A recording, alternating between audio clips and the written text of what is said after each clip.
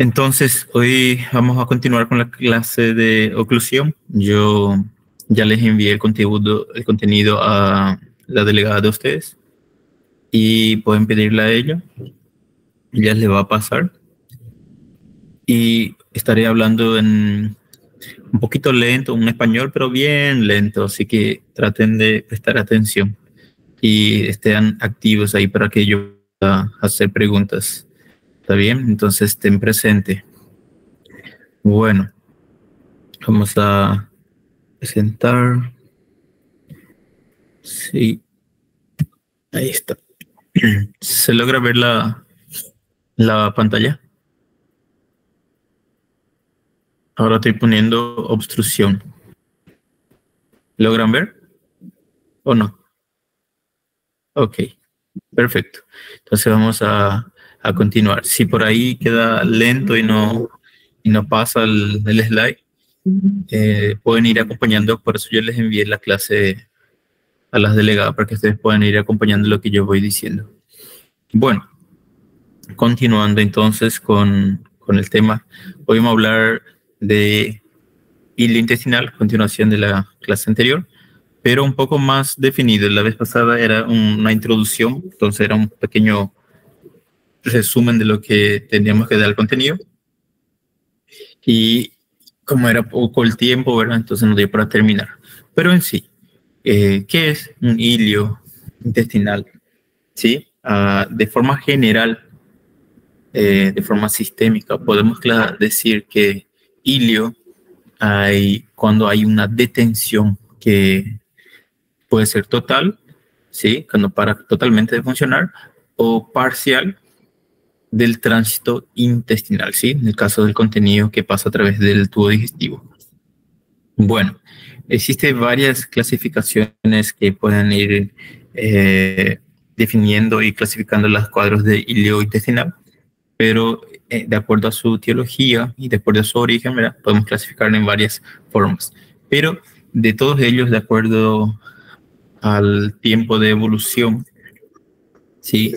Pueden ser agudas, ¿sí? Aquellas que se instalan de forma brusca, y pueden ser crónicos, aquellos que van de forma lenta y perezosa y se van instalando. Bueno, en fin, los hilios, ¿cómo pueden clasificarse? Nosotros habíamos comentado en la clase anterior, no sé si ustedes se acuerdan, que hilio intestinal podía ser de dos categorías de acuerdo a su funcionalidad, ¿sí? Cual nosotros llamamos de funcionales, y aquellas donde existe un obstáculo, ¿sí? Un cuadro mecánico, ¿verdad? En este caso sería hilio mecánico. Esas dos categorías, el funcional y el mecánico, de acuerdo al tiempo de evolución, pueden ser agudas y crónicas. Bueno, entonces, ¿cómo vamos a diferenciarlos y cómo vamos a diagnosticar? De acuerdo al interrogatorio, ¿sí? A la historia clínica y al examen físico del paciente, ¿está bien? Entonces, aquel tránsito donde exista un obstáculo, ya me refiero a algo físico que esté obstruyendo un sector de la luz del intestino, ¿sí? Por un obstáculo como por ejemplo un fecaloma, está nada más que obstruyendo el paso del tránsito intestinal, del contenido intestinal. A eso se le llama obstrucción, o sea, detiene el tránsito, ¿está bien? Detiene el tránsito, pero por un obstáculo físico en este caso. Por eso se llama obstrucción mecánica, pero en este caso va a ser obstructivo. ¿Está bien?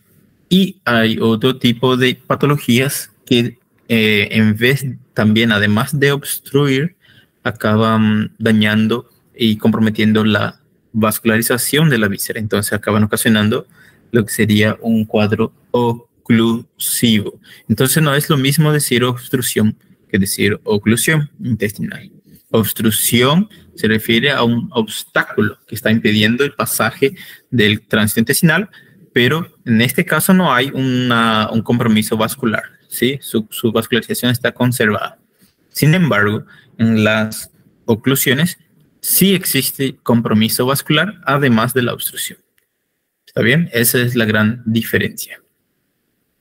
Pero sea oclusivo o sea obstructivo, las dos formas de hilio mecánico son patologías que son por sí solas un cuadro de abdomen agudo quirúrgico graves que evolucionan de forma rápida y producen alteraciones funcionales locales y generales que van a llevar a la falla orgánica y eso ocasiona la muerte. ¿Está bien?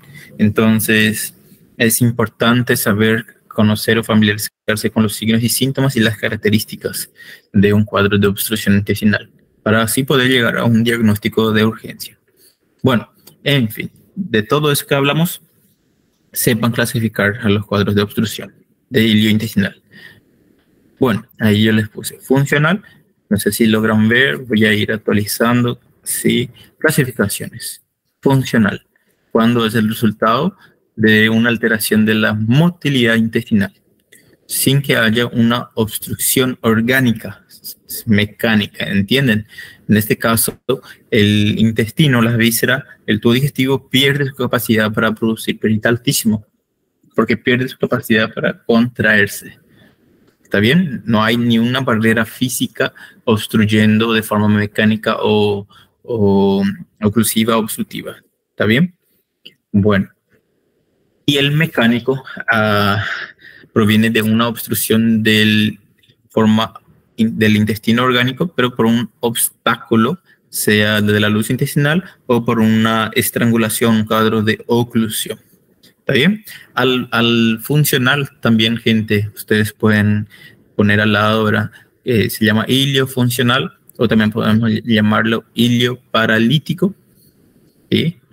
Hilio paralítico o también su otro nombre, hilio adinámico. Repito, hilio funcional, se le puede decir hilio paralítico, ¿sí? Y se le puede decir también hilio adinámico. ¿Está? Bueno, hilio adinámico. Y el otro nombre que suele tener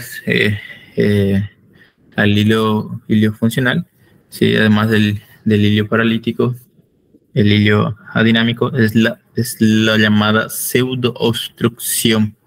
¿Por qué? Porque en realidad no es una obstrucción mecánica en sí, es una falsa obstrucción. Simula ser un cuadro obstructivo, pero en este caso se le dice pseudo-obstrucción. ¿Está bien? Bueno. ¿Cómo pueden ser las pseudo-obstrucciones? Paralítico, que es lo mismo que decir adinámico. ¿Está bien? No olviden de eso. Bueno, otra forma de clasificar, como dijimos, de acuerdo a su ubicación anatómica, pueden ser altas, ¿sí?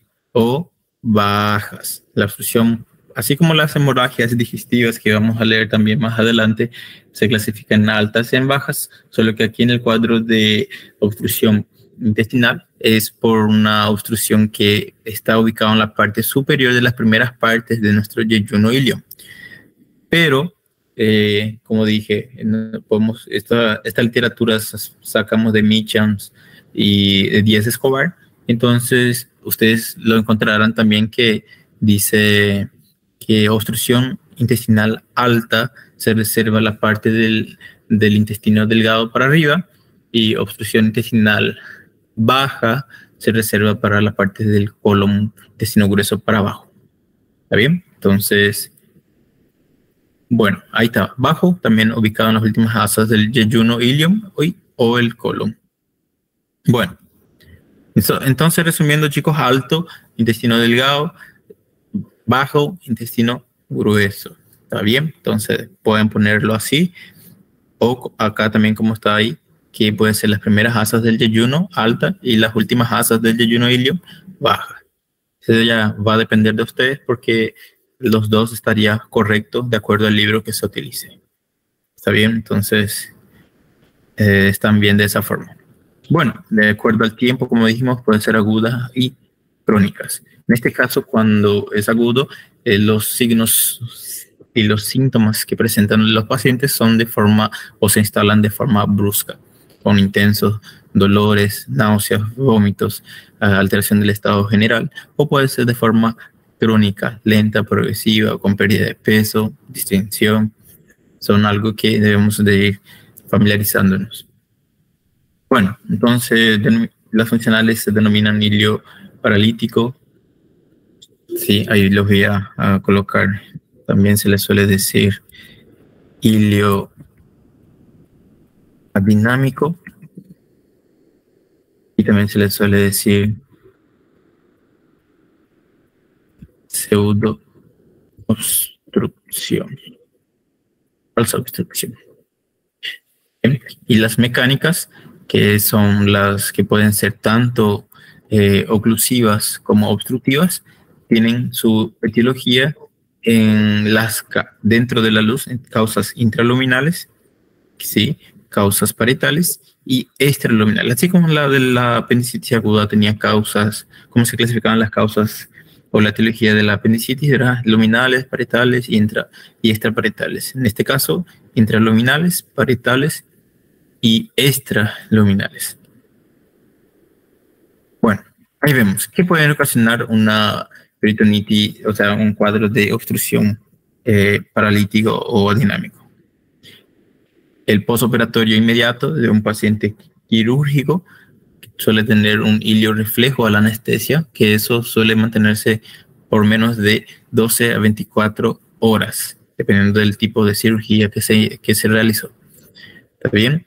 O en casos de peritonitis, también la inflamación. Acuérdense que toda musculatura en contacto con una serosa se paraliza y acaba ocasionando la ley de Stokes, era un ilio paralítico. También tenemos aquellos ilios que se producen por antiespasmódicos, sí, por medicación de forma excesiva. Aquellas que son de origen metabólica, como en el caso de las hipopotasemias.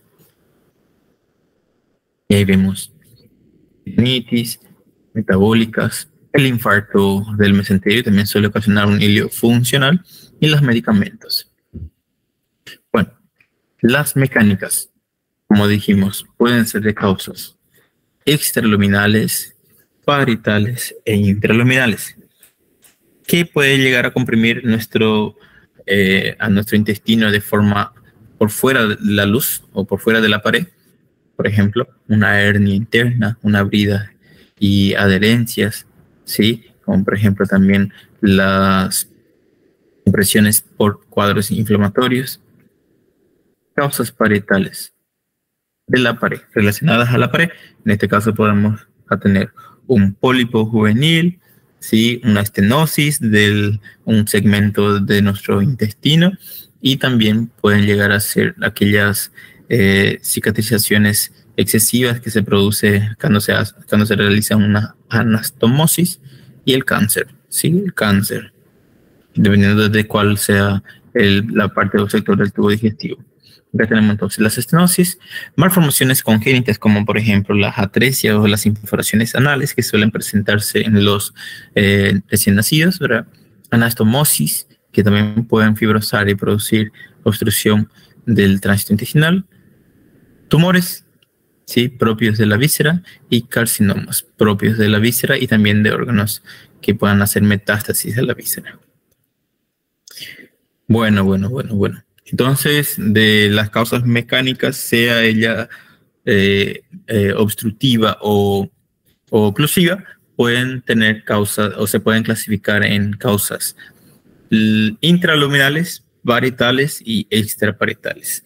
¿Sí? Vimos que las causas extraparietales, las causas más comunes son las bridas y las adherencias, ¿sí? Las hernias, ¿está bien? Compresión por órganos vecinos.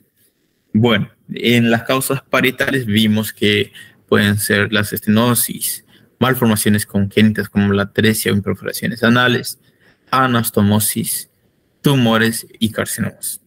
Y entre las causas intraluminales vamos a encontrar ascaris, lumbricoides, cálculos biliares, en este caso ustedes lo conocen ya o habrán escuchado en la clase anterior que habíamos hablado sobre el ilio biliar por un cuadro de obstrucción del intestino por una litiasis vesicular.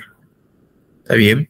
Y tenía una triada radiológica que se llamaba triada de Trigler o triada de Rigler, ¿se acuerdan? Radiológica. Bueno, fecaloma, que es la impactación fecal, que dura y impide el paso del contenido intestinal.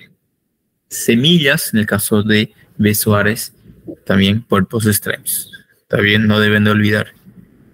Vamos avanzando. Ahí vemos esa imagen, yo ya había mostrado en la otra clase. Acá vuelvo a repetir, sí, cómo pueden ser las causas. Ven la imagen A, una causa parietal, ven que este pólipo, esta tumoración o carcinoma está creciendo de la pared y está creciendo hacia adentro de la luz, entonces está obstruyendo, ¿sí? Pero es un crecimiento de la pared. En la imagen B vemos que no hay nada dentro de la luz del intestino, tampoco de su pared, pero afuera hay una brida juntándola y comprimiéndola y produciendo una obstrucción. Y en la imagen C vemos, no sé si logran ver, ahí está, voy a actualizar otra vez, la litiasis puede ser un cálculo biliar y eso se ve dentro de la luz o un ascaris, ¿verdad? Dentro de la luz del intestino. Bueno, ahí vemos cómo pueden ser la estrangulación de las vísceras, por ejemplo, en la imagen A es una forma de hilio mecánico por estrangulación, o sea, por una brida, de forma simple, la imagen A. La imagen B se cierra en sus dos extremos, ocasionando un síndrome de encarceración en doble asa. Y ustedes pueden ver, voy a poner lápiz acá. Ven, tanto aquí, no sé si logran ver, ahí, como aquí está siendo comprimido en la parte por su adherencia, ¿verdad? Y acaba produciendo una obstrucción. En la imagen C se ve un vólvulo donde el intestino gira sobre su propio eje, ¿verdad? Ocasionando así un cuadro de obstrucción. Bueno. ¿Qué debemos hacer cuando tenemos sospecha, verdad? Primero tenemos que construir un síndrome de obstrucción o oclusión intestinal, ¿sí? De un hilio intestinal. ¿Cómo podemos hacer eso? Haciendo un diagnóstico de localización anatómica, ¿sí? ¿Dónde se encuentra el obstáculo? Sea en el intestino delgado o sea en el intestino grueso. Entonces podemos hacer un diagnóstico de localización anatómica, presunción, ¿verdad? Diagnóstica de posición anatómica puede ser alto, puede ser bajo, de acuerdo al nivel, ¿también? Y también saber reconocer su naturaleza, es decir, qué tipo de oclusión puede ser. Es una obstrucción simple, que hay un obstáculo dentro de la luz del intestino, o en este caso como si fuese una oclusión intestinal por una estrangulación que suele verse en las hernias y en las bridas y adherencias. Y hacer el diagnóstico etiológico, si es por bridas, adherencias, tumores, cuerpos extraños, invaginaciones, sí, que sería la intussuscepción. Bueno. Despiértense, chicos. Estoy hablando lento, pero no es para que se duerman, para que estén atentos y puedan entender. Porque clases online o virtual dan un poco de sueño. Bueno, continuamos. En este caso, cuando vamos a hablar un poquito de lo que sería la semiología del paciente, tenemos que hacer la parte más importante, que es la ficha de la historia clínica, ¿verdad? Y en esa, la primera cosa, los primeros datos que tenemos que saber y considerar son en relación al sexo y en relación a la edad. Acuérdense que en el caso de las mujeres, ellas pueden tener afecciones diferentes por presentar órganos genitales internos diferentes, que son asiento de patologías que pueden confundirse o ser un diagnóstico diferencial con los cuadros de obstructivo. ¿Está bien? Entonces, en relación al sexo, tener en cuenta siempre eso, verán los órganos genitales internos que presentan las mujeres. La edad también es muy importante, porque existe alguna de las patologías o etiologías que recién hemos citado que dicen que Existen patologías obstructivas como las imperforaciones anales o las atresia intestinales que se presentan en los niños o en los recién nacidos, ¿verdad? Así como también pueden presentarse en los lactantes, la invaginación intestinal, en los jóvenes pueden presentarse las bridas y las adherencias, ¿ok? O hernias estranguladas. Y en personas de más edad pueden encontrarse tumores o cánceres del colon, y en los ancianos el típico ilio biliar, que sería el síndrome de Bouveret, así como la del volúlo del colon sigmoideo, en este caso colon pelviano. Ahí ustedes ven esa imagen, la imagen A, o sea, si ustedes logran ver ahí, esa imagen, no sé si logran ver la flechita, no es una flechita, sino que es un láser. Ahí la víscera, en este caso, parece ser nuestro colon, ingresó dentro de una hernia umbilical, y ahí la parte del intestino o del intestino grueso, el colon, que se encuentra dentro del saco herniario, está con compromiso vascular.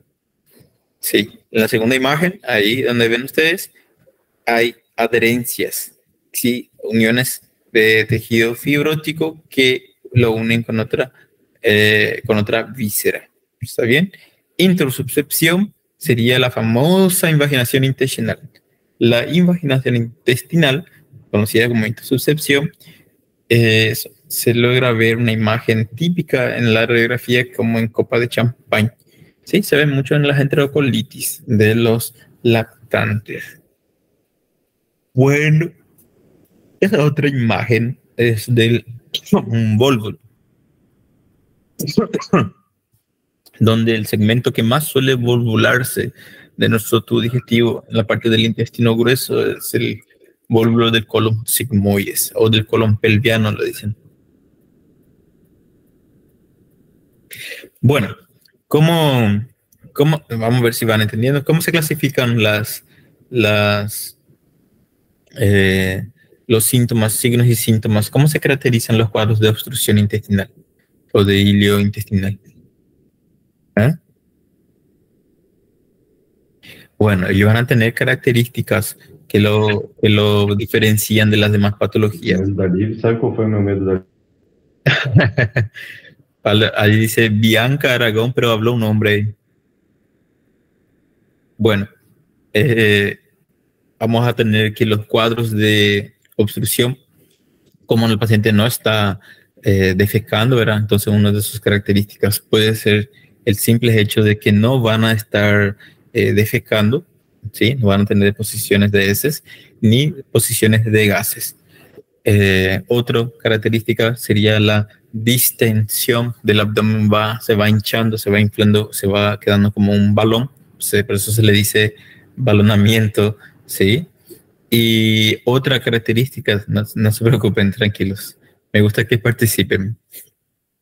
Otra característica importante sería la de presentan el dolor típico de los cuadros obstructivos mecánicos, que es el dolor en crisis. Ese es el típico dolor de un cuadro mecánico obstructivo, dolor en crisis. Entonces, tenemos ahí unas características: náuseas y vómitos, dolor en crisis, distensión abdominal y detención de heces y de gases. Ese es el cuadro clínico típico. ¿Cuál es el cuadro típico de las obstrucciones del intestino? Distensión abdominal, detención de heces y gases, náuseas y vómitos. Y por último, y más importante, el dolor en crisis, que tienen sus características. Entonces, tenemos todos esos criterios y no tenemos ninguna duda de que es un cuadro de obstrucción. Pero nunca debemos de asumir que un paciente que no tenga toda la sintomatología y que no se presenta con alteraciones físicas o del aspecto general, no sea un paciente grave por el simple hecho de que no tenga todos los criterios. Basta uno de los criterios, uno o dos, para tener sospechas diagnósticas de obstrucción. Entonces nunca duden en ese sentido. Vuelvo a repetir. ¿Está bien? Ahí vemos dolor en crisis, distensión abdominal, náuseas y vómitos y detención de heces y de gases. Bueno, ¿cómo va a ser el dolor? Ahí dice que dolor es un dolor típico que aparece en pleno estado de salud, ¿sí? De forma brusca, quiere decir súbita, de forma instantánea, intenso, de variable, asiento variable, a veces puede ser a nivel de la región central o periumbilical y otras veces puede ser hacia los flancos. ¿Está bien? ¿Cómo puede ser el dolor? Puede ser de dos formas, que yo siempre digo en clase que es lo primero que tienen que preguntar los pacientes. ¿Cómo empezó el dolor? Además del tiempo, es importante preguntar cómo empezó, de forma intermitente, o sea, empezó de forma brusca, súbita, o de inicio insidioso, progresivo en el tiempo, ¿verdad? Generalmente son de inicio bruscos. Bueno, ahora, la característica que tiene el dolor puede ser de forma discontinua o continua. Cuando es el dolor de forma discontinua sería el típico dolor intermitente. ¿Está bien? Dolor intermitente es el típico dolor en crisis que se presenta en los cuadros de obstrucción intestinal. Sí, esa es la característica. ¿Está bien? Que aparece en un paciente en pleno estado de salud. ¿Está bien? Es un dolor intenso de inicio súbito que suele detener los movimientos de nuestros pacientes. ¿Está bien? E incluso hace que algunos niños se revuelquen de dolor. Bueno, suele durar algunos minutitos, algunos segundos, luego desaparece y el paciente vuelve a tranquilizarse y así se va remitiendo en el transcurso de las horas. ¿Está bien? Ese dolor entonces viene, dura unos segundos, desaparece para luego volver, ¿sí? Y ahí cuando vuelve nuevamente intenso con la misma intensidad que al inicio. ¿Está bien? Generalmente ese dolor siempre va a empezar en el mismo lugar donde empieza y va a terminar siempre en el mismo lugar por su posición anatómica que tienen en nuestro cuerpo. ¿Está bien? No olviden ese detalle. Bueno, a medida que transcurren las horas y también los días, el dolor pierde su característica. El dolor desaparece por completo y en estos casos debemos de preocuparnos porque el intestino termina agotándose y deja de luchar contra el obstáculo. ¿Está bien? En este caso el paciente de ustedes va a pensar que está bien, va a creer que está mejorando o que ya pasó lo más grave. Sin embargo, la patología está ya en su última etapa de gravedad. ¿Está bien? No se olviden de ese de gran detalle.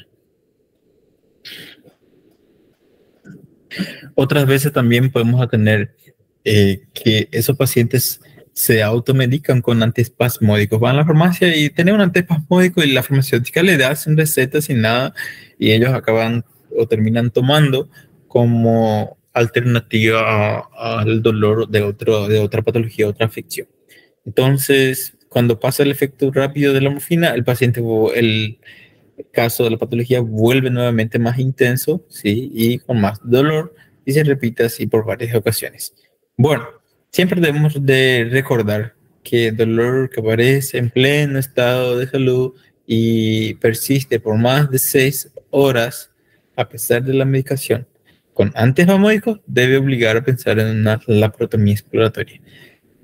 No se preocupen con tomar ese tipo de conducta porque muchas veces el diagnóstico que ustedes plantean va a estar equivocado en la hora de hacer el diagnóstico, pero mejor operarse y salir de la duda que quedarse con la duda, mandarla a su casa y que ella vuelva peor, a punto de morir, ¿verdad? Entonces es algo que debemos de tener en cuenta. Bueno, el otro tipo de dolor, ahí ustedes, no sé si logran ver, voy a poner otra vez la flechita porque salió. Ay. Y el otro tipo de dolor es aquel dolor continuo que asienta chicos, antes de avanzar, yo no estoy mirando mucho en pantalla, no sé si ustedes están viendo, ¿verdad? Pero cuando llega el horario, las 3:15 por ahí, vamos a tener un receso, ¿está bien? Y ustedes me avisan para que puedan tener su descanso un rato y después volvemos otra vez, porque si no se van a dormir todos de mí y yo no quiero que pase esto. ¿Está bien? Ítalo, Ana, Camila, me pueden avisar cuando pase unos minutos para el receso de ustedes, ¿ok? Bueno, continuamos. Entonces, el otro tipo de dolor que estamos refiriendo es el dolor que es discontinuo, o sea, un dolor que es más continuo ahora, que no cede, que no desaparece, y eso es típico de los cuadros de oclusión intestinal. ¿Está bien? La oclusión intestinal, como en el caso de una hernia, el cuello de una hernia estrangulada o un vólvulo, generalmente duele. ¿Por qué? Porque se está comprimiendo su meso. El meso sería el mesenterio del intestino delgado, o el mesocolon transverso, o mesocolon sigmoide, o mesocolon izquierdo, mesocolon derecho. En fin, cuando se comprime la irrigación de una víscera, ocasiona mucho dolor. Entonces, dolores continuos suelen presentarse en esos tipos de patologías. ¿Está bien? Entonces, si un paciente llega con detención de heces y de gases, refiere un cuadro de dolor, pero que es un dolor continuo y presenta una tumoración en la pared abdominal, hay que sospechar de una hernia estrangulada. O en el caso que sea un anciano, hay que sospechar de un cuadro de vólvulo. Ok, bueno, ahí dice que el dolor continuo que asienta en el sitio donde se produce la compresión del meso o de nuestro intestino. Por ejemplo, duele el cuello de una hernia estrangulada o su mesenterio, en el hipogastrio o en la región sacra en los casos de vólvulos del asa delgado. El dolor por crisis indica que el intestino está tratando de vencer un obstáculo, ¿sí? El dolor en lucha se le dice eso. Y el continuo, la compresión de su irrigación. Entonces, en el caso de dolor en crisis, es más típico de los cuadros, el dolor continuo es más típico de los cuadros de oclusión por obstrucción de la luz intestinal. Y en el caso de dolor continuo, ¿sí? En el caso del dolor continuo, se ve mucho más en los casos de oclusión por estrangulamiento. Ahí ustedes ven esa imagen del intestino que está necrosado, la parte de arriba, ¿sí? Este sería su meso, ahí estoy mostrando el que es medio amarillo, y allá está el intestino, ¿verdad? Ven cómo cambia de coloración de un color rosa claro o pálido, va para un color negruzco, y esta parte ya está necrosada, ¿verdad? ¿Qué se tiene que hacer? Se tiene que hacer la resección del intestino, ¿sí? Toda esta parte se corta y toda esta otra parte se corta, y después hay que tratar de unir si es que en el caso el paciente está en condiciones para someterse a ese tipo de cirugía. Y ahí ustedes ven la imagen de abajo, como el intestino entra sobre un defecto de la pared abdominal, una hernia, y entra un segmento, y a este segmento del intestino dentro de la hernia, ¿cómo se le va a llamar? Hernia de Richter, cuando hay un pinzamiento parcial o total del intestino delgado. Hernia de Richter se le dice a ese tipo de hernias, que hay un pinzamiento de la pared del intestino. Hernia de Richter. Vamos a tocar ese tema cuando demos cuadros de hernias, pared abdominal. Bueno, después, náuseas y vómitos. En este caso es diferente hablar sobre las náuseas y los vómitos. ¿Por qué? Cuanto más alto es la obstrucción, ¿sí? En el caso puede ser en el píloro, allá de la unión del estómago con el duodeno, y que los cuadros de náuseas y vómitos van a ser más frecuentes, más abundantes y más precoces, ¿ok? Sin embargo, cuanto más tardan en presentar náuseas y vómitos, o incluso pueden faltar, eso es típico de los cuadros de oclusión del colon izquierdo. En resumen, los cuadros de obstrucción alta, generalmente los vómitos y náuseas son más frecuentes.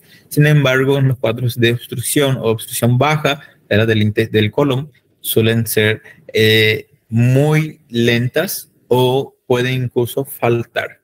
¿Está bien? Generalmente al inicio los vómitos suelen ser del contenido alimenticio, ¿verdad? El contenido gástrico. Luego generalmente van vomitando ya los cuadros de vómitos biliosos y en las últimas etapas van vomitando un líquido de esa coloración que ustedes ven en esa bolsa de orina. Sí, esa es una bolsa colectora de orina que posiblemente se puso en una sonda nasogástrica, y ahí ustedes ven la coloración de un color negro, marrón oscuro, que es nauseabundo, ¿sí? Tiene un olor a materia fecal, un vómito fétido. Y a eso se le llama el famoso vómito fecaloide, que en este caso, cuando aparece, está indicado ya un caso de que la enfermedad está en una última etapa, ¿sí? Es un signo de premuerte, el vómito fecaloide. ¿Está bien? Bueno, cuando el paciente ya empieza a vomitar el vómito fecaloide, ya no tiene aquellas arcadas o esas ansias de vómito intenso que le ocasionan dolor. Sí, al inicio sí, generalmente suelen tener ya dolor al querer vomitar, pero una vez que ya están en esa etapa de vómito fecaloide, ya generalmente ellos suelen vomitar sin fuerza, sin ganas, ya no se levantan, están moribundos, ¿sí? En ese caso es algo ya con deterioro clínico del estado general del paciente, ¿sí? Bueno, se le dice, presentan la famosa fase caquética, ¿verdad? Pacientes moribundos, se le dice a esos tipos de pacientes. Bueno, en el caso de la alteración del tránsito intestinal, que va a estar representada por detención de heces y detención de gases, el paciente va a dejar de eliminar gases por el ano, ¿sí? Lo que es más llamativo e importante que la detención de heces, pues frecuentemente se ve a los pacientes a las pocas horas de haberse comenzado el cuadro. Y muchos de ellos pueden pasar en condiciones normales 1, 2 o 3 días sin defecar. Entonces, es más importante preguntar sobre los gases que el propio cuadro de detención de heces.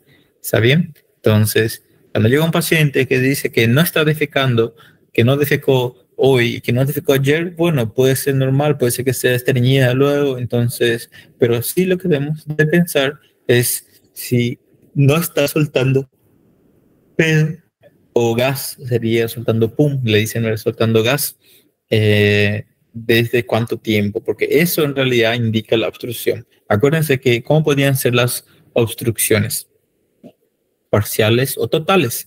En este caso, si la obstrucción es parcial, suele pasar solo el contenido gaseoso y el contenido líquido, pero no los sólidos. Entonces, el paciente puede tener una diarrea o soltar gas y tener un cuadro de una obstrucción parcial que se llama subobstrucción intestinal. Entonces, vuelvo a recapitular. El cuadro de ilio intestinal, que se caracteriza por detención de las heces y de los gases, ¿sí? Detención del tránsito intestinal, puede clasificarse en mecánicas y funcionales. Eso de acuerdo a su etiología, que de acuerdo al tiempo de evolución pueden ser agudas y pueden ser crónicas, y que de acuerdo a la luz del intestino pueden obstruir de forma total o parcial en el caso de una subobstrucción. No es lo mismo decir subobstrucción que pseudoobstrucción. Pseudoobstrucción se le dice a las falsas obstrucciones o al famoso hilio paralítico. ¿Está bien? Hilio adinámico. Y en estos casos debemos estar siempre pendiente de cuáles son, si es por lo menos detención de heces o detención de gases. ¿Está bien? Bueno, dice que en las oclusiones altas de los intestinos delgados, los pacientes pueden eliminar por el ano la materia intestinal que se encuentra por debajo de la oclusión. ¿Sí? En los lactantes con invaginación del intestino puede aparecer diarrea con sangre, lo que pocas veces lleva al error diagnóstico y confundirse con un cuadro de oclusión, como en el caso de una enterocolitis. ¿Está bien? Pero la enterocolitis puede llevar a una invaginación, que en este caso sería la intussuscepción intestinal. Y entonces, ahí dice Gross que cuando el curso de una enterocolitis que se presenta en los lactantes cambia para empeorar, se debe pensar en una invaginación. O sea, que para que se lleve a una invaginación intestinal en un lactante, tiene que tener, por ejemplo, una enterocolitis como un factor desencadenante. ¿Está? Eso lo dice Gross. Repito, ¿qué dice Gross? Que un lactante que presenta enterocolitis cambia y empieza a empeorar, se debe pensar que se está invaginando. ¿Está bien? Pero en este caso va a tener como característica la enterocolitis que empieza con fiebre. Generalmente el niño o el lactante va a tener fiebre. Bueno, repercusión sobre el estado general. Y ahí ustedes van acompañando. Puede que el paciente llegue al inicio de la enfermedad y no tenga así unas alteraciones clínicas que sean bien marcadas, ¿verdad?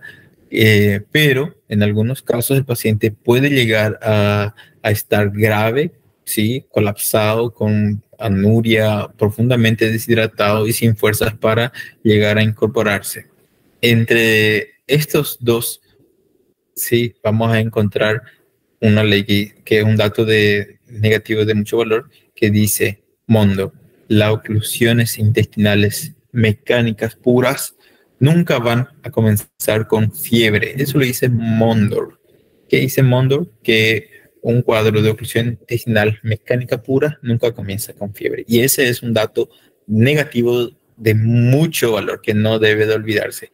Entonces, el hecho de que el paciente no tenga fiebre, pero tenga síntomas de obstrucción, ya me hace pensar en cuadros de obstrucción mecánico y no funcional.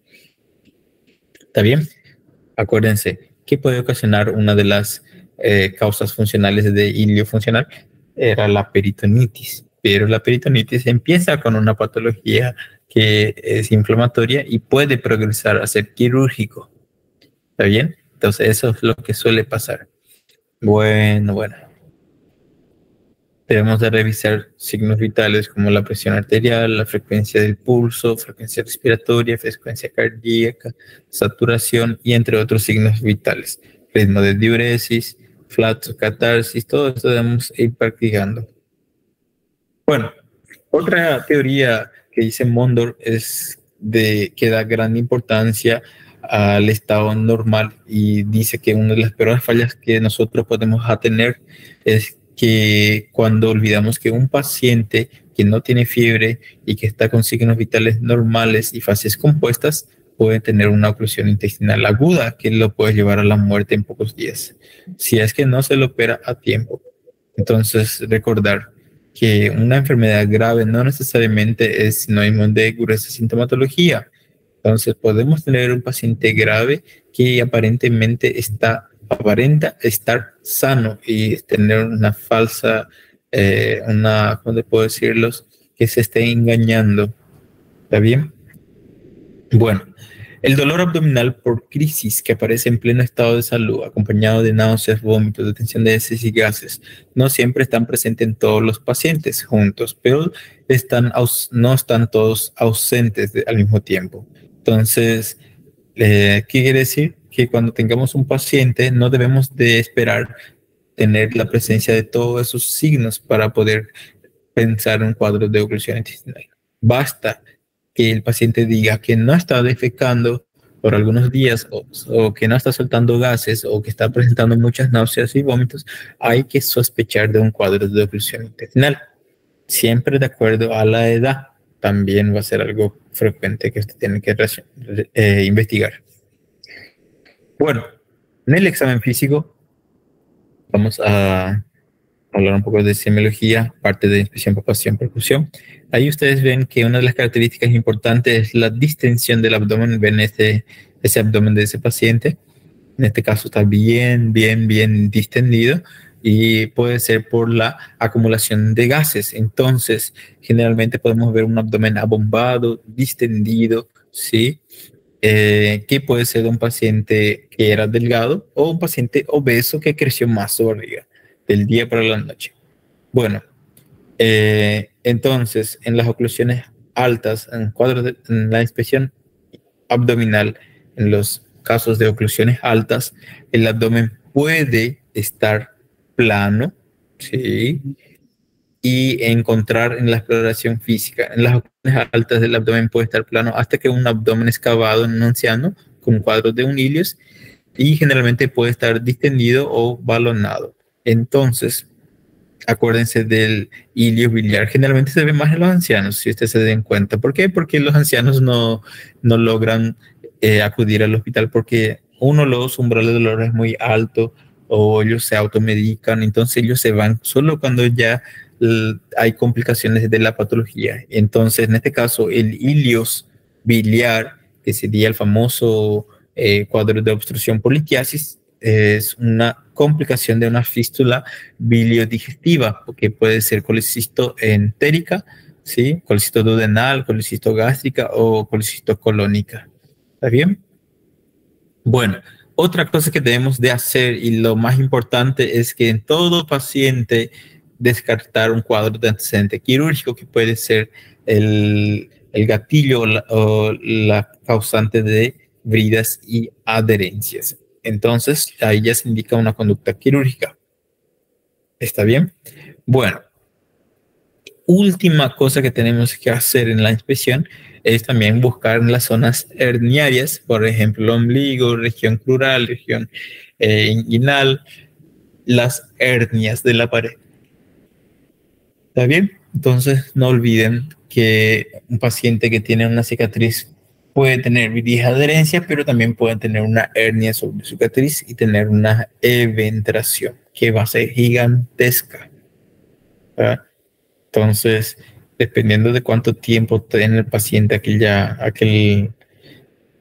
parte del tubo así. Bueno, no se olviden, siempre debemos buscar tumoraciones en las regiones herniares. Eso es algo que es muy importante, especialmente en las mujeres que están un poquito más gorditas. A veces el monte de Venus en las mujeres, ¿verdad? Está con tanto tejido adiposo que a veces una hernia crural o femoral puede que no se logre a diferenciar entre el tejido adiposo. Entonces, puede ser que una paciente tenga una estrangulación por una hernia femoral y nosotros no encontremos su diagnóstico porque no hemos llegado a hacer un cuadro de inspección física completa, a ver cómo se debe. Bueno, ahí vamos a ver algunos movimientos también. Podemos llegar a ver cómo se mueve el intestino. No sé si logran ver hay una imagen ahí que es la de la pared abdominal de un paciente que vino a consultar conmigo. Este paciente tiene antecedente quirúrgico donde se le llegó a hacer una resección del intestino, ¿sí? Y se hizo una ostomía. No sé si logran ver, no salió en todo el vídeo, se cortó un poco, pero más hacia la derecha del paciente hay un poco de materia fecal, no sé si logran ver en la piel, materia fecal. Ahí al lado está su ostomía, él tiene una colostomía. Entonces, en esa imagen ustedes logran ver, él tiene una eventración gigante por una cicatriz mediana suprapara e infraumbilical, que en este caso ya es de conducta quirúrgica. Vamos a ver si se reproduce. Ahí, ahí estamos limpiando la materia fecal. Miren cómo se mueve el intestino. Miren cómo se mueve. Ven el peristaltismo que va ocurriendo. Esos movimientos que se ve del intestino delgado, su peristaltismo, nosotros conocemos como movimientos de reptación, ¿sí? Los movimientos de reptación, entonces, se ven en cuadros de obstrucción intestinal del intestino grueso, ¿está bien? Entonces, es algo que si ustedes logran ver en un paciente y coincide con los cuadros de la crisis de dolor y ustedes logran sentir, entonces podemos afirmar que es un cuadro de obstrucción. Acuérdense, Guinard dice, ¿quién dice reptación dice obstrucción intestinal. ¿Está bien? Bueno, ahí vemos. El balonamiento puede ser apenas perceptible o puede ser muy visible, con gran distensión abdominal. Puede ser central o periumbilical, como en los casos de oclusiones del intestino delgado. O puede ser de forma asimétrica, como en los casos de volúmenes del colon izquierdo, colon pelviano. O puede estar distendido, como las obstrucciones del colon y del recto. Bueno, a veces no vamos a ver esa imagen que está ahí, vamos a ver otra imagen que se caracteriza por ser un balonamiento que es inerte, que no tiene movimientos peristálticos, fijo y está configurando el signo de famoso von Wall. El signo de von Wall se ve en los cuadros de volvólulos del intestino delgado o del ciego, ¿está bien? Signo de von Wall. ¿Y qué es? Es nada más un volúlo de una asa intestinal que está fijo y está inerte, sin movimientos peristálticos. Bueno, puede, por el contrario, estar animado de movimientos en formas cambiantes e intermitentes, y este movimiento puede ser vivo, frecuente y periumbilical, y comienza en un sitio y recorre un trayecto y siempre termina en el mismo punto. A eso nosotros llamamos como movimientos de reptación, como si se tratase de una serpiente, de una víbora. Otra cosa que también se puede ver es que en los cuadros de oclusión del intestino delgado, a veces el peritaltismo intestinal o las vísceras, las asas delgadas del intestino delgado están una encima de otro, formando escalonaduras, como si la pared del abdomen fuese una chapa de zinc. ¿Sabe el techo que es de chapa, que es ondulado? Se le dice chapa de zinc, se le dice, ¿sí? Acá también se le dice chapa de zinc. En las oclusiones del intestino grueso, en la cual normalmente las contracciones peristálticas son más espaciadas y lentas, el movimiento de reptación es lento, es perezoso, en forma de grandes ondas, cruzando el abdomen de forma asimétrica. Entonces, aquel movimiento de reptación que inicia en el hipocondrio izquierdo, aquí, y va moviéndose y termina aquí en nuestro ciego, ¿sí? En la parte de la fosa ilíaca derecha, se le conoce como balonamiento de Barger, ¿está bien? Y si en el caso no vas ahí y vas hacia los flancos, balonamiento de Riveros.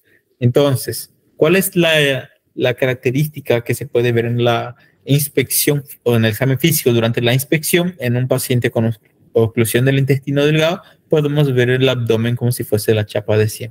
En el caso del intestino grueso, podemos ver que los movimientos peristálticos van del hipocondrio izquierdo a la fosa ilíaca derecha. Entonces, siempre tienen que estar atentos en ese tipo de examen físico, ¿está bien? No se olviden de siempre ir buscando cuadros de reptación, movimientos de reptación. Se dice que para que el médico logre ver eso, tiene que por lo menos quedarse como mínimo 20 a 30 minutos evaluando el abdomen de la paciente o de nuestro paciente. ¿Está bien? Entonces no debemos de olvidar este detalle importantísimo.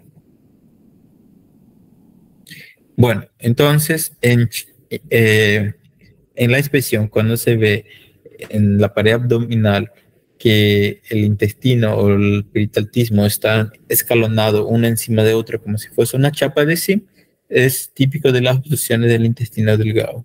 Y cuando vemos que los movimientos de reptación van del hipocondrio izquierdo a fosa ilíaca derecha, debemos de pensar en una obstrucción del intestino grueso. En este caso va a ser Riveros, o sea, Barger. Y en el caso que va hacia los flancos, Riveros, no se olviden. Bueno, ahí vemos que también en algunos casos es necesario recurrir a la estimulación, como por ejemplo darles movimientos como el papirotazo, ¿sí? O pequeños pellizcazos en la piel del abdomen para ver si hay contracciones peristálticas, ¿sí? Es tan importante el movimiento de reptación que se le dice que para el diagnóstico se dice clásicamente, quien dice reptación, dice oclusión. Y eso lo dice Guinard. No olvidar ese detalle. Y otras veces el paciente llega con antiespasmódicos, faltando entonces los signos de reptación. Los antiespasmódicos evitan que el intestino tenga muchas contracciones peristálticas, ¿sí? Disminuye los espasmos y eso ocasiona que haya un hilio medicamentoso. ¿Está bien? Ya la palpación se debe realizar con delicadeza y con la mano caliente, sí, suave y sin hacer fuerza como decimos, lo que nosotros ganamos en fuerza lo perdemos en la sensibilidad.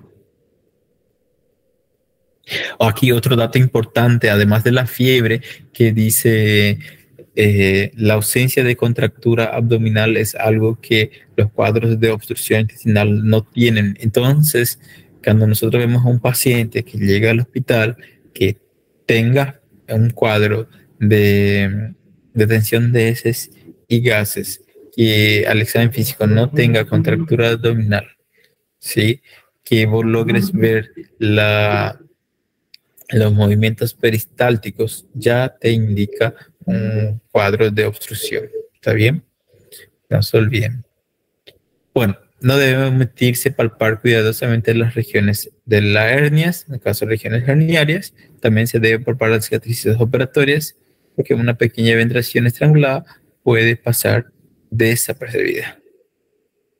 Bueno, aquí vamos entrando un poco ya lo que sería la palpación del balonamiento da una sensación de resistencia elástica, ¿sí?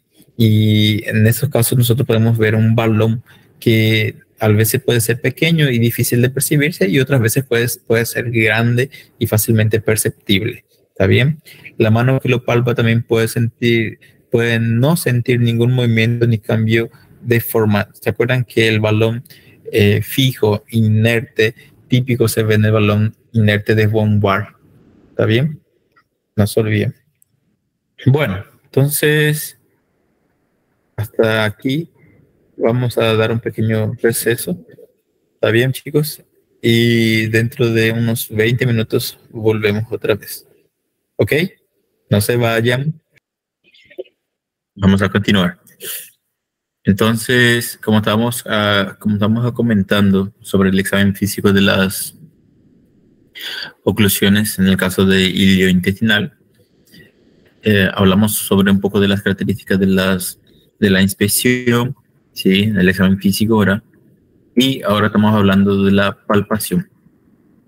Bien, entonces, ¿qué tenía de característica los cuadros oclusivos? Que era muy importante en el caso de la inspección, eran los movimientos que se pueden ver a través de la pared, pero eso se ven en pacientes delgados, ¿sí? Esos movimientos que se logran ver a través de la piel, los movimientos del peritaltísimo, se llaman movimientos de reptación. Cuando vemos esos movimientos de reptación, ahí nosotros podemos decir o sospechar de un cuadro obstructivo. Ahí ustedes vieron entonces aquella imagen, ¿verdad? El vídeo. Cuando esos movimientos de reptación están en forma de chapa de zinc, siempre debemos de sospechar de un cuadro de obstrucción del intestino delgado, ¿sí? Es en el intestino delgado. Pero cuando vemos los movimientos de reptación que van desde el hipocondrio izquierdo hacia la fosa ilíaca derecha, debemos de famoso signo o balonamiento de Bayer, ¿sí? Bayer, siempre vean, relacionen Bayer con alguna otra cosa.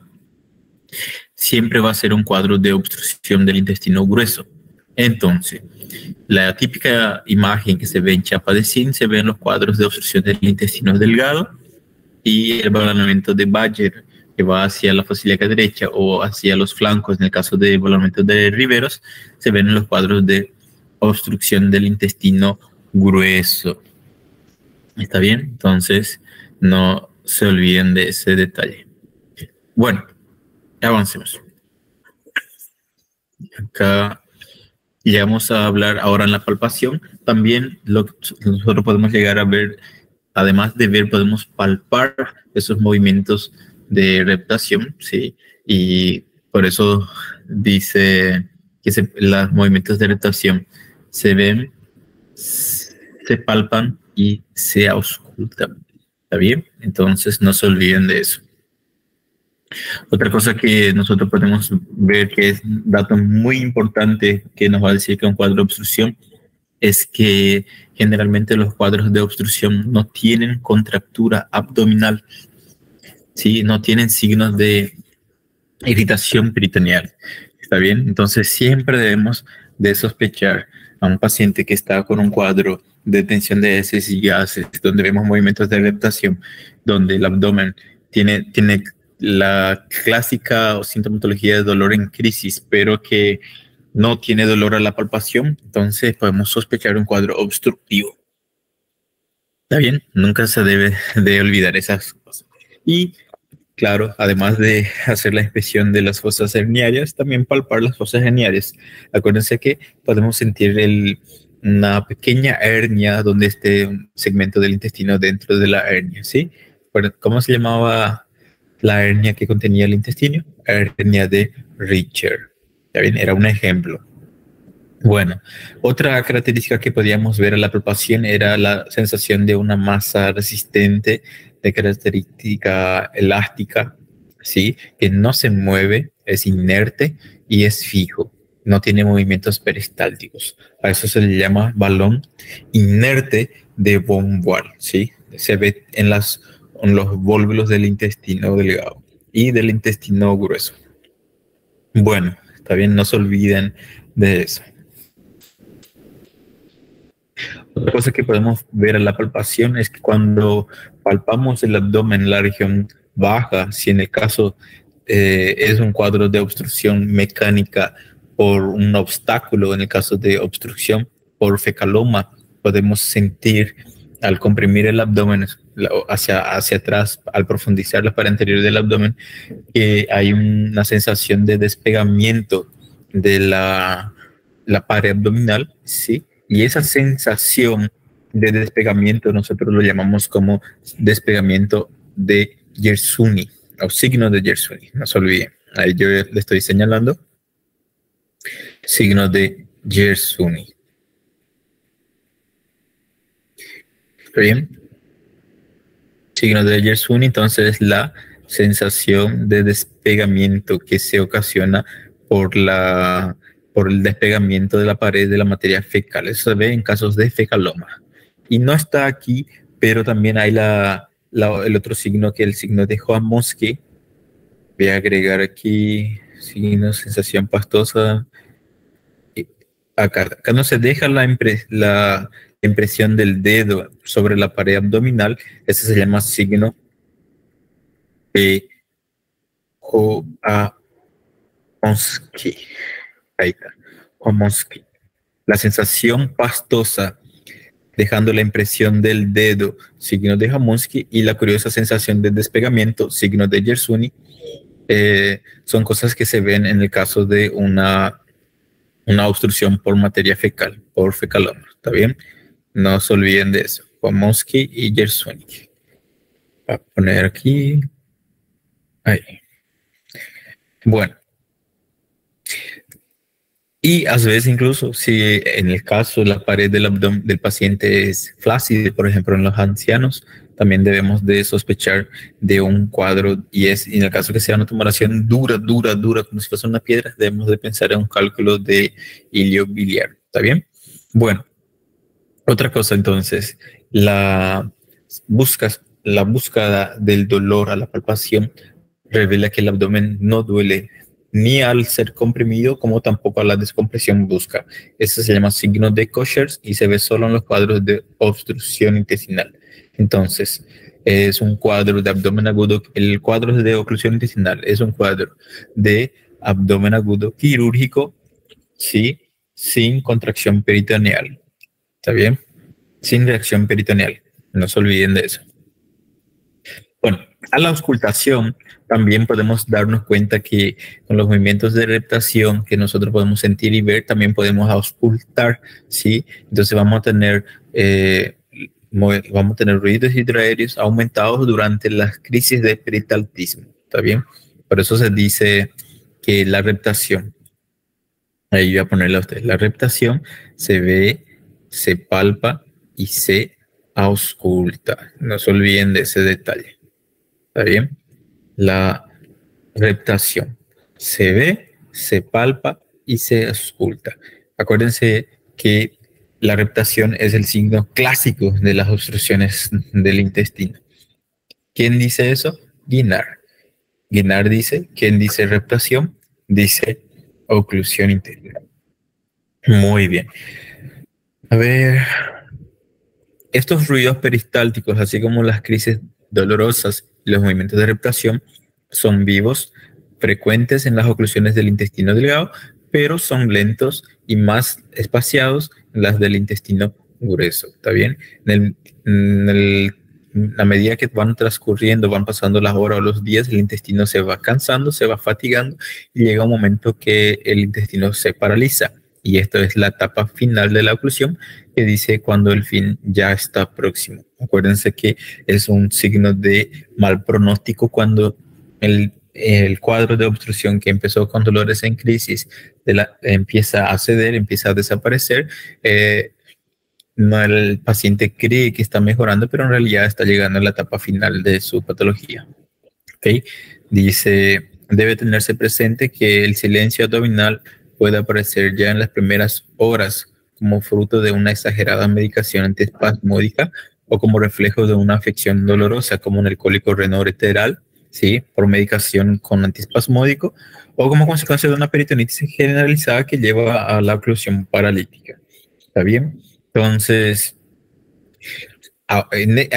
ustedes van a mezclar la historia clínica junto con el examen físico. Si ustedes tienen un paciente que dice que tuvo cuadros de dolor abdominal en crisis, ¿sí? Con crisis, en el momento que ustedes van a auscultar, el paciente va a tener ruidos hidroaéreos aumentados. Si ustedes tienen un paciente que dice que no, que su dolor es continuo, que no es en crisis, que el dolor no desaparece, además tiene signos de irritación peritoneal y no tiene ruidos hidroaéreos, puede ser un cuadro de peritonitis, un cuadro peritoneal, un cuadro de inflamación. Es algo que no deben de olvidar. Entonces, la historia clínica junto con el examen físico ya es suficiente, chicos, para no confundirse. Porque, ¿cómo yo voy a saber que es una oclusión? ¿Cómo yo voy a saber que no es una obstrucción? Por los signos y síntomas, por la característica que presentan, por la historia clínica que va a relatar el paciente, ¿verdad? Lógico que un paciente que tiene una hernia estrangulada va a tener un dolor continuo. ¿Por qué? Porque el dolor va a persistir en cuanto esté estrangulada aquella víscera por compresión, por compromiso vascular.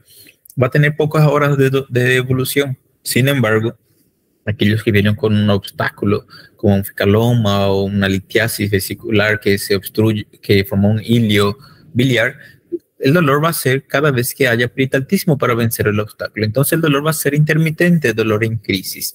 Entonces esas cosas podemos ir preguntando, ¿verdad? Generalmente los pacientes que tienen un cuadro de obstrucción intestinal por litiasis, por ejemplo, en el caso del cálculo biliar o fecaloma, generalmente el dolor de esos pacientes es intermitente, suele tener varios días de duración, generalmente a veces pasa 1, 2 o 3 días, ¿sí? Sin embargo, los cuadros de oclusión intestinal donde hay compromiso vascular, el dolor es intenso desde el inicio del cuadro, continuo, ¿sí?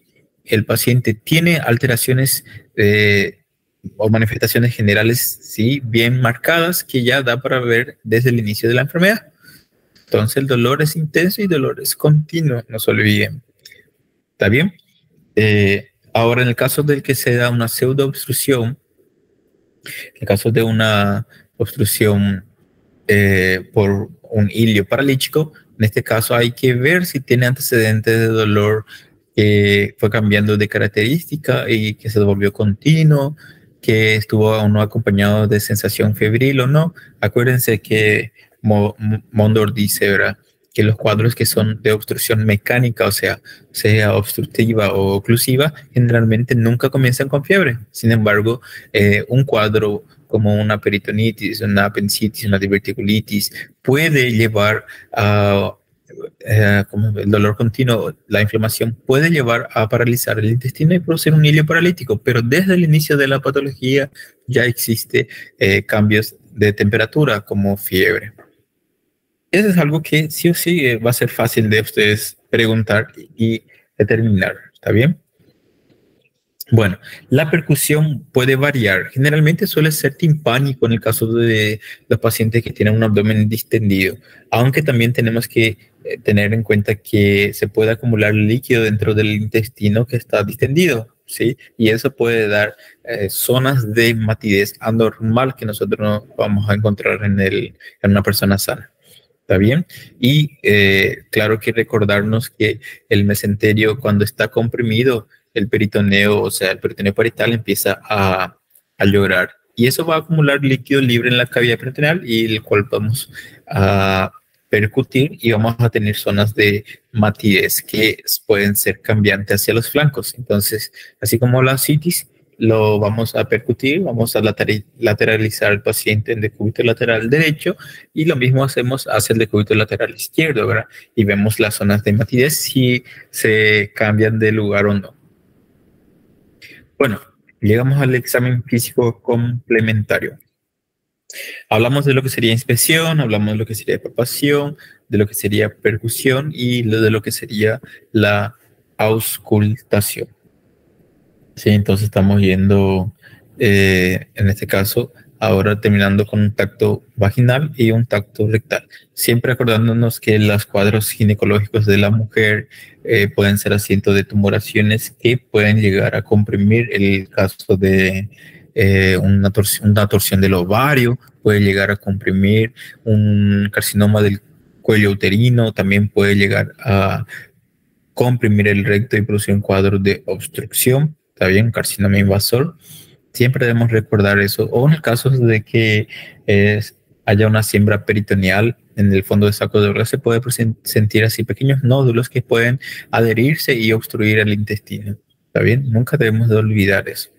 Así como en el tacto rectal, en el caso del hombre puede mostrar una próstata aumentada de tamaño, en el caso de los recién nacidos, las imperforaciones anales, sí, o en el caso de estenosis cicatrizales o inflamatorias, podemos ver cómo está si hay materia fecal o si la ampolla rectal está vacía, si hay fecaloma, cómo está la coloración, si hay sangrado, como el caso de las invaginaciones intestinales que generalmente suelen dar diarrea con sangre. Entonces, esas cosas podemos ir diagnosticando con el tacto rectal. Entonces, cualquier paciente que ustedes tengan una sospecha diagnóstica y están con dudas, siempre hay que terminar el examen físico haciendo un tacto rectal. No digo cualquier paciente que venga tacto rectal, no.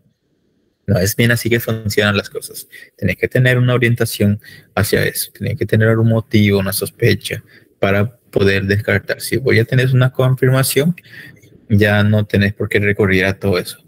¿Está bien? Entonces, tacto vaginal, en el caso de las mujeres, va a ayudar muchísimo a descartar patologías que estén relacionadas al aparato genital femenino, y tacto rectal para determinar cuadros de obstrucción baja del intestino. ¿Está bien?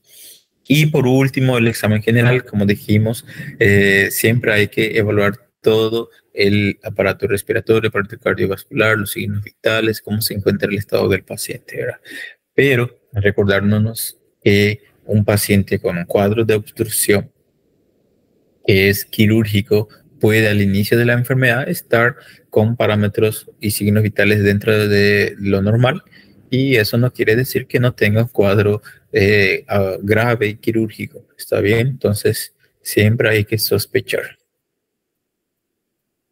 ¿Cómo vamos a hacer un plan diagnóstico de esos pacientes? Vamos a descartar aquellas enfermedades generales que pueden repercutir sobre el abdomen, ¿sí?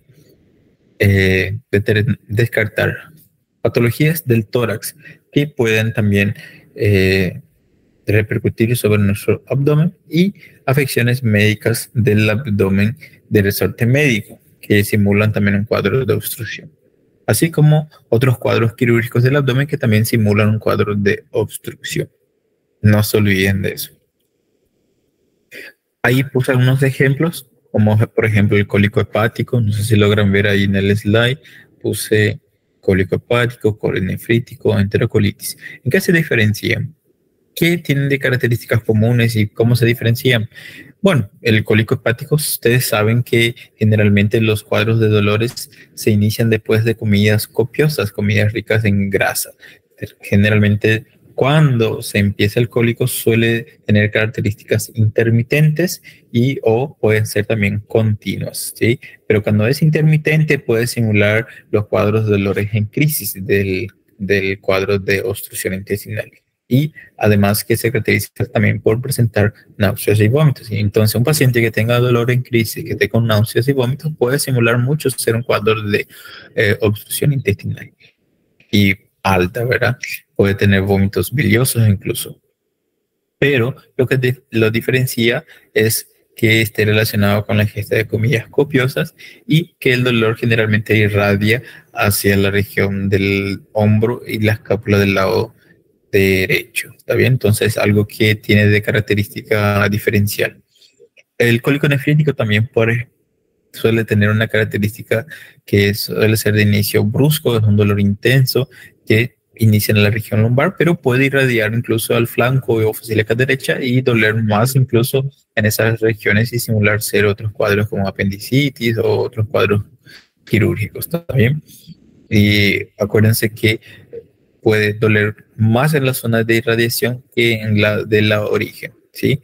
El dolor se hace por crisis, se acompaña de un hilio paralítico regional y esto acaba ocasionando una distensión abdominal. ¿Está bien? Es un trastorno en el tránsito intestinal que la automedicación con antiespasmódico acaba aumentando o intensificando los síntomas. ¿Está bien? Entonces es importante preguntar al paciente si tomó algún medicamento, si era un antiespasmódico o un AINE. Eso les va a ayudar mucho. En el caso de la enterocolitis, generalmente el dolor suele ser en la región periumbilical, ¿sí? Como de característica en crisis, pero lo que le caracteriza a nuestro cuadro es que generalmente el dolor empieza o precede a los cuadros de diarrea, ¿está bien? Por unas horas, y entonces se presenta a la confusión con cuadros de oclusión intestinal. Pero la enterocolitis, como hablamos hace rato, siempre va a empezar con fiebre, ¿está bien? Siempre inicia con fiebre. Acuérdense que los cuadros de oclusión intestinal no empiezan con fiebre, si son mecánicos puros. En fin, sea un cólico hepático, sea un cólico nefrítico o una enterocolitis, tienen semejanza, pero se diferencian en otros detalles, ¿sí? La enterocolitis da fiebre, el cólico nefrítico duele en la región lumbar, ¿sí? Tiene dolor en crisis, es un dolor de inicio súbito, ¿está bien? Pero generalmente irradia solo hasta los flancos. El hepático se caracteriza por los vómitos y los dolores en crisis que empiezan después de la ingesta de comidas copiosas y que irradia la región del hombro. ¿Ya? Esa es más una característica de un cólico hepático. Bueno, el diagnóstico diferencial con otras afecciones quirúrgicas agudas de nuestro abdomen es importante, pero este error no causa daño, o sea, llegar a confundirnos en el diagnóstico no es tan dañino para el paciente. ¿Por qué? Porque si es un cuadro de abdomen agudo obstructivo, generalmente requiere una laparotomía exploratoria. Entonces, por más que ustedes erren en el diagnóstico, que es lo que puede pasar en algunas ocasiones, el diagnóstico se hace también por la laparotomía exploratoria. Y ahí ustedes pueden encontrarse, ¿verdad?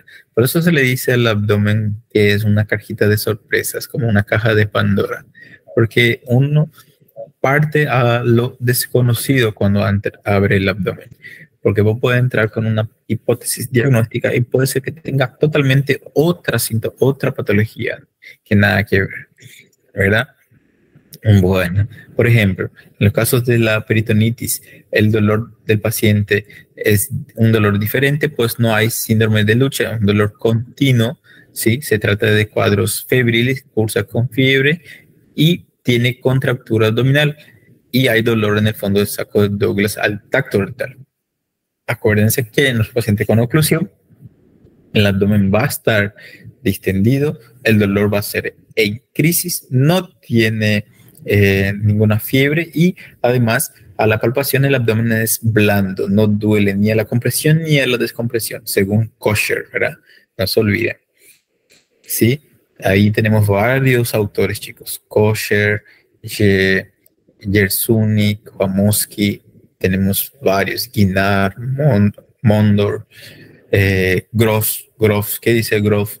En un lactante que está con un cuadro de enterocolitis, cuando tiende a empeorar los síntomas, tenemos de pensar en una invaginación intestinal. Eso lo dice Gross, ¿sí? ¿Qué dice Kosher? Que los cuadros de abdomen agudo obstructivo nunca presentan dolor a la palpación ni a la descompresión, sí, que es un dato muy importante. ¿Qué dice Mondor? Que los cuadros de obstrucción mecánica pura nunca comienzan con fiebre. ¿Qué dice Guinar? Que Guinar dice que quien dice reptación está diciendo que ve una obstrucción intestinal. Sí, ¿qué es la reptación? Son los movimientos peristálticos que se ven, se palpan y se auscultan. ¿Está bien? ¿Cuáles son los signos que podemos ver a la inspección? Sí, además de los movimientos de reptación, podemos ver algunas secuencias que siguen los movimientos peristálticos, como por ejemplo cuando migran del hipocondrio izquierdo a la fosa ilíaca derecha, típico de los cuadros de oclusión del intestino grueso como balonamiento de Bayer, o cuando va hacia los flancos en el balonamiento de Riveros, o las obstrucciones del intestino delgado, como se ve la típica imagen en chapa de zinc, cuando se ve como si fuese que los tubos del intestino delgado están escalonados como si fuese uno encima de otro. Empilladas, se le dice. Empilladas. Bueno, entonces esa es la inspección, ¿verdad? A la palpación, por ejemplo, podemos ver la sensación de la reptación que se palpa, ¿verdad? Así como también ver si hay algún tumoración inerte, fijo, que no se mueve y que no tiene movimientos peristálticos, el famoso balonamiento de von Wall, ¿sí? O en el caso que sea una obstrucción por materia fecal o un fecaloma, podemos tener la sensación de despegamiento, la sensación de Yersuni, o aquella en que al comprimir la pared abdominal se queda la impresión de las huellas digitales, se llama signo de Chomsky, ¿sí? Son algunos de los signos que estamos conociendo, chicos. No se apuren, no se desesperen. Bueno, hemorragias intraperitoneales, en este caso, producen desde el primer momento manifestaciones generales relacionadas con hipovolemia, hipotensión arterial, taquicardia. Generalmente duelen a la presión del abdomen y a la descompresión brusca, o sea, tienen signos de irritación y tienen grito de Douglas. Así como la peritonitis también tiene el famoso dolor en el fondo de saco de Douglas, ¿sí? Pero la hemorragia se diferencia de la peritonitis, que no tiene fiebre, ¿verdad? La peritonitis sí tiene fiebre, pero la hemorragia no. Y la peritonitis son cuadros de varios días de evolución, la hemorragia tiene horas de evolución, ¿verdad? Que lleva al shock hipovolémico. Y el infarto del mesenterio, chicos, es algo grave, por suerte es bien raro de que se presente. Generalmente se caracteriza porque el dolor es muy intenso, ¿sí? Continuo. Hay precoz alteración del estado general y puede haber rectoraje, sangrado por el recto. Generalmente hay un silencio abdominal que es muy marcado. Nosotros podemos sospechar de un hilio funcional, un hilio paralítico, pero en este caso el dolor es tan intenso y es de forma precoz y hay un deterioro clínico masivo del paciente. Algo muy grave, el infarto del mesenterio. Difícil de diagnosticar, más del 50% son diagnosticados en la sala de cirugía mediante la aparatomía. Y las pancreatitis agudas, según el grado de lesión, produce también desde el primer momento grave alteración del estado general, así como el infarto del mesenterio. El dolor es localizado en el epigastrio, solo que puede irradiar hacia el dorso izquierdo, ¿sí? Continuo, que a veces es intenso, ¿sí? El abdomen también está ligeramente distendido y no hay hiperperitaltismo. Esos son los casos de pancreatitis. Ya en el caso que haya una torsión de una víscera, en el caso de torsión del ovario o un vólvulo, sí, o un tumor, también puede torcerse. Vamos a tener una masa palpable, que muchas veces el antecedente de un tumor que era móvil en el abdomen y que bruscamente se hace fijo y doloroso, o sea, un carcinoma. ¿Sí? Entonces, de todas las patologías que vemos, son diagnósticos diferenciales: los cólicos hepáticos, nefríticos, la enterocolitis, la peritonitis, las hemorragias, el infarto del mesenterio, pancreatitis y torsión de vísceras. Son algunas de las patologías con semejanza particular con la obstrucción, pero que se diferencian con otros detalles. ¿Está bien? Bueno, una vez que terminamos el examen clínico, debemos de tener una presunción diagnóstica, un diagnóstico presuntivo, ¿sí? Que no siempre es posible tener, porque a veces el paciente no presenta toda la clínica de un cuadro de obstrucción, ¿sí? Que sería dolor abdominal en crisis, náuseas y vómitos, detención de heces y gases, ¿sí? Es lo que nosotros tenemos que llegar a tener en cuenta. Y distensión abdominal. Si nosotros llegamos a querer que el paciente tenga todos los síntomas y queremos esperar que tenga todos los síntomas para decir que es un cuadro de obstrucción, nosotros podemos llegar muchas veces tarde al tratamiento del paciente y perdemos la oportunidad de salvarlo. ¿Está bien? Entonces no hay que esperar tener todos esos cuadros de sintomatología de obstrucción. Generalmente en el primer día de una obstrucción intestinal, el paciente todavía está estable, con presión conservada, está apirético, no tiene frecuencia cardíaca elevada, su frecuencia respiratoria está conservada, todo dentro de parámetros normales, pero ya en el segundo día, cuando el paciente empieza a tener distensión abdominal, empieza a tener cuadros de dishidratación, oliguria y puede llegar incluso a la anuria. Y en el cuarto día el paciente ya está muy grave, a veces ya está solo existiendo, ¿verdad? En el caso sería un paciente moribundo. Bueno, en fin, además de toda esa historia que hemos hablado y comentado sobre los cuadros de obstrucción intestinal, entonces también tenemos que enfocarnos un poco en lo que serían métodos auxiliares del diagnóstico. ¿Está bien? Métodos auxiliares del diagnóstico. Laboratorio no es tan importante para hacer el diagnóstico de oclusión, pero sí puede ayudar a descartar los otros diagnósticos presuntivos. Por ejemplo, en el embarazo ectópico, en las hemorragias intraperitoneales, me va a mostrar el valor de la hemoglobina, que es muy importante.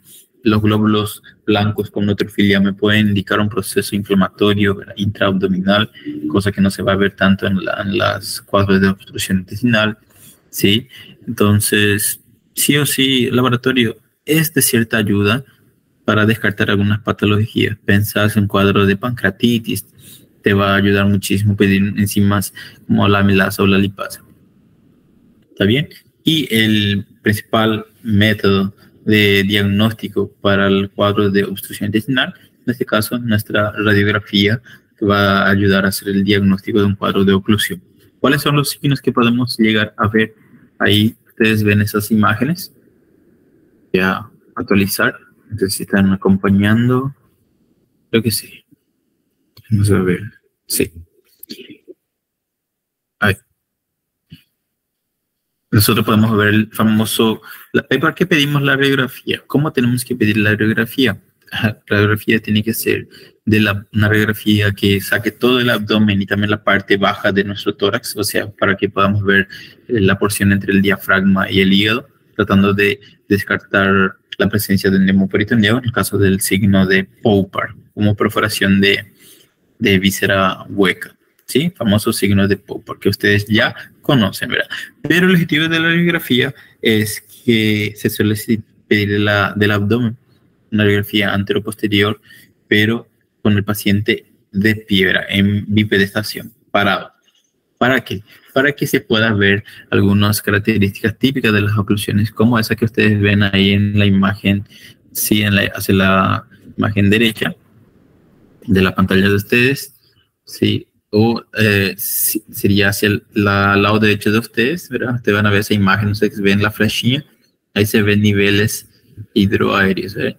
La emulsión del líquido que está aquí abajo y del aire que se encuentra arriba, gas, se ve esa línea que los separa, y eso se llama niveles hidroaéreos. Acá hay otro, acá hay otro, acá hay uno, acá hay otro, ¿sí? Son considerados niveles hidroaéreos e indican cuadros de obstrucción. ¿Está bien? Otra imagen que ustedes pueden tener es que la obstrucción del intestino, si ustedes que toman ustedes una radiografía del abdomen en posición de cúbito, ustedes pueden ver estas imágenes que serían en tubo de órganos. ¿Ven? Aquí en esa, con el láser, ahí ustedes están viendo esta imagen, ¿sí? En tubo de órganos. ¿Está bien? Cuadros de obstrucción del intestino delgado, se ve eso. Cuadros de obstrucción del intestino delgado. Bueno, siguiente imagen que vamos a ver aquí. Este es el famoso, la famosa imagen en obstrucción en pila de monedas. ¿Sí? En pila de monedas indica una obstrucción del intestino delgado. Ahí ustedes ven la característica, ¿sí? Ahí en esta imagen. En pila de monedas se le dice eso. Acá ustedes ven. Esto. Acá también. También. ¿Está bien? Bueno, y en los lactantes, que son los bebés los menos de un año que todavía están amamantando, ¿verdad? Cuando nosotros pedimos o sospechamos de una intussuscepción o una invaginación intestinal, podemos incluso pedir un estudio que tiene valor tanto diagnóstico como terapéutico, que es el enema opaca, ¿sí? Que se le hace por abajo, ¿verdad? Se le manda un líquido especial con contraste a través del ano, del esfínter anal, y se manda con una cierta presión, ¿verdad? Que no sea tan alta, ¿verdad? ¿Para qué? Para que esa presión pueda desinvaginar una intussuscepción o una invaginación intestinal. Entonces, de cierta forma, va a desinvaginar. ¿Cuál es la imagen que va a dar? Aquí ustedes ven con la flechita, parece así una copa de champán, se le dice, ¿verdad? Copa de champán, o el signo de la escarapela. Se ven los cuadros de enterocolitis. ¿Está bien? Entonces, nosotros, ¿qué hacemos? Podemos intentar desinvaginar haciendo una enema opaca, ¿sí? Mandando contraste por el recto. Y eso puede hacer que se desobstruya. ¿Está bien? Entonces, solo que no es tan seguro hacer ese procedimiento. Solo se debe intentar en aquellos pacientes que tienen menos de 24 horas del comienzo del cuadro. ¿Por qué? Porque si pasa ese intervalo, hay alta probabilidad, ¿sí? Aquel paciente que tiene más de 24 horas tiene alta probabilidad de perforación por la presión que se manda el contraste. ¿Está bien?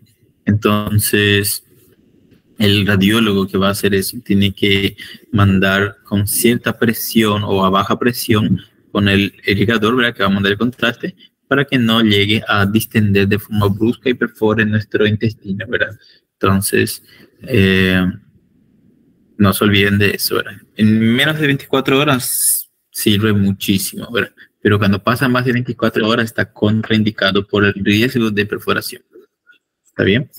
Bueno, chicos, ¿están entendiendo? Parece que va a comenzar a llover fuerte aquí. Si ustedes no escuchan más mi voz por el ruido, ¿verdad? Que acá cuando llueve muy fuerte no da para escuchar tanto. Entonces me avisan, ¿no está? Así esperamos un poco, si es que pasa la lluvia, y continuamos, ¿está bien? Pero mientras voy a seguir hablando, vamos a continuar la clase. Entonces, sigamos. Falta poco ya, no es tan extenso la clase. Bueno, recapitulando, entonces, ¿cuál va a ser el signo radiológico que vamos a tener? ¿Ah? ¿Cuál va a ser el signo radiológico que vamos a tener? Los niveles hidroaéreos, que se ven en los cuadros de obstrucción Sí, muy bien. Se ve en la radiografía de tórax, ¿está bien? Generalmente suelen ser en el intestino delgado, ¿está bien? Porque en el colon suele verse esos niveles, pero en diferentes lugares, ¿está bien? No se olviden de eso. Entonces, cuando vemos esas imágenes en niveles hidroaéreos, sospechar de una obstrucción del intestino delgado. Claro que el colon también puede, pero no tanto, porque suele tener de forma natural el colon niveles, pero generalmente es poquito. Pero en el colon ustedes van a ver hacia los flancos, no en la parte central periumbilical. El intestino delgado sí en la parte central y periumbilical. Ya el signo de la copa de champán, ¿en qué se ve? El signo de la copa de champán en las enterocolitis. El ampliamiento de monedas, se ven que en pacientes con obstrucción del intestino delgado, ¿está bien? Entonces, esas cosas ustedes tienen que ir grabando ahí para que puedan tener en cuenta. Son las cosas o los datos más importantes que ustedes pueden ir leyendo, ¿verdad? Nunca se deben de olvidar de esos detalles. Bueno, ¿qué era la... Había un síndrome que se llamaba síndrome de Koegnin. ¿Qué dice Koegnin? ¿Qué dice Koegnin? Koegnin dice que aquel paciente que presenta un cuadro de distensión abdominal, dolor periumbilical, sí, dolor periumbilical con distensión abdominal y que tenga náuseas y vómitos y que persiste que persiste por algunas horas y que cede con un debacle diarreico, son típicos de los cuadros de obstrucción crónica del intestino delgado. ¿Qué quiere decir debacle? Debacle se refiere de forma brusca, cuando el paciente suelta de forma brusca grandes cantidades de diarrea o defeca de forma brusca, diarrea líquida, abundante. Generalmente los síntomas de dolor abdominal, distensión abdominal desaparecen de forma instantánea. Entonces, esos pacientes que presentan ese dolor periumbilical con distensión, náuseas y vómitos, y que después de tener ese debacle diarreico mejoran, son pacientes típicos con obstrucción crónica del intestino delgado.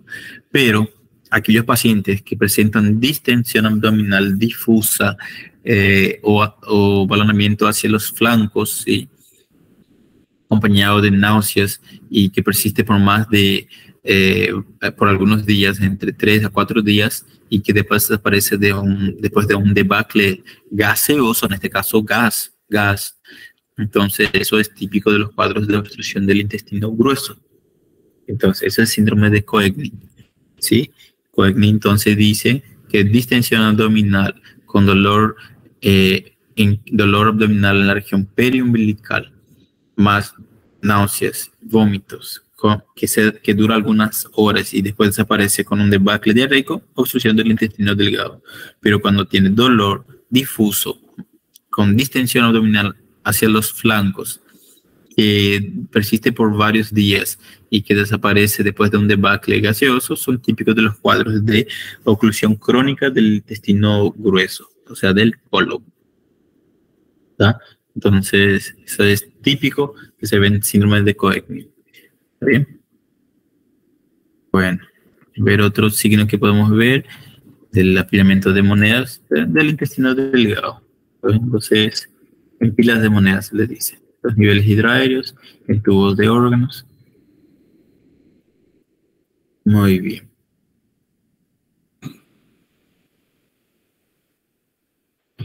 Bueno, chicos, entonces vamos a dejar por aquí.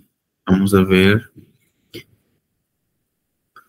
Vayan participando, chicos. Veo que están 62, tenían que estar un poquito más. Está bien. Bueno, a ver qué podemos hacer.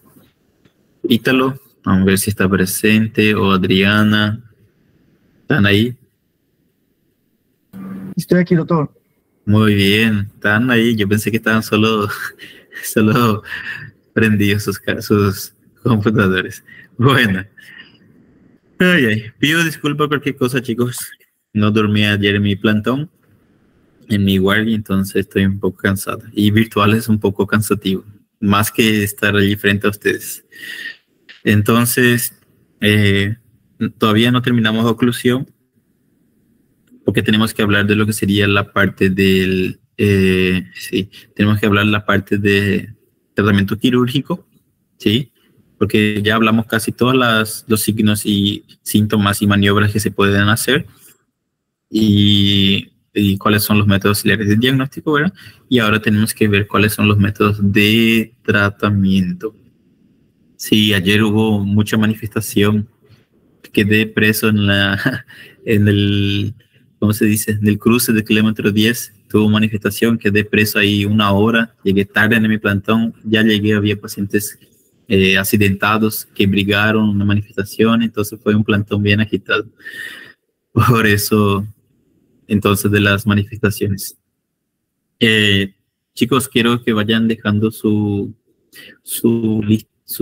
presencia, ¿sí? Van poniendo su nombre con su presente, ¿verdad? Nombre completo y presente. Y eso yo voy a ir grabando y sacando de screen, ¿está? La clase ya le pasé a Adrienne y a Leticia, ¿ok? Cualquier cosa pídanle a ellos. Eso, van dejando su presencia, Silvana.